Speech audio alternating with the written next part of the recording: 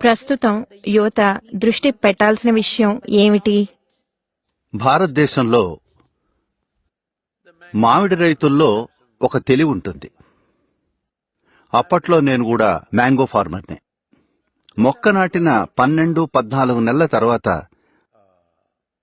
అది సరిగ్గా ఎదిగితే 14 నెలల్లోనే సరైన ఋతువులో పువ్వులు పూస్తాయి. మేము చేసే మొదటి పని పువ్వుల్ని తుంచేయటం.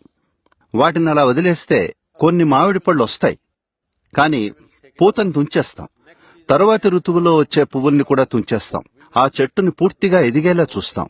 ఎందుకంటే మాకు తెలుసు, ఒకవేళ ఆ చెట్టుని మొదట్లోనే పళ్ళు కాయనిస్తే ఆ చెట్టు ఇంకెప్పటికీ పూర్తిగా ఎదగదు. పూర్తిగా ఎదగకుండా పళ్ళు కోస్తే అది ఇవ్వాల్సినన్ని పళ్ళనివ్వదు.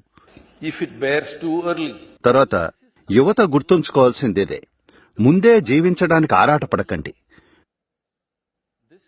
మీరు ఎదగాల్సిన సమయం ఇది.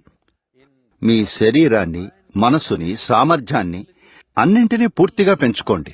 జీవించే సమయం ఎలాగో వస్తుంది. మీరు ముందే జీవించే ప్రయత్నం చేస్తే ఇక సంపూర్ణమైన జీవితాన్ని జీవించలేరు.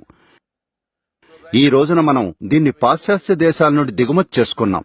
మీకు 14 ఏళ్లు వచ్చేటప్పటికి ఒక బాయ్ ఫ్రెండ్ లేదా గర్ల్ ఫ్రెండ్ ఉండాలి. మీకు 18 ఏళ్లు వచ్చేసరికి 3 సార్లు ప్రేమలో ఫెయిల్ అయి ఉండాలి. ఇక మీరు ఎదగటానికి సమయం ఎక్కడుంది? వీటికే ఎంతో సమయం, శక్తి ఖర్చయిపోతాయి. మీరు చక్కగా జీవించాలంటే ముందు మీరు వృద్ధి చెందాలి. ఎదగడానికి ఒక సమయం ఉంది, జీవించడానికి ఒక సమయం ఉంది. మీరు తొందరపడి జీవిస్తే ఇక మీరు ఎదగడం అసాధ్యం.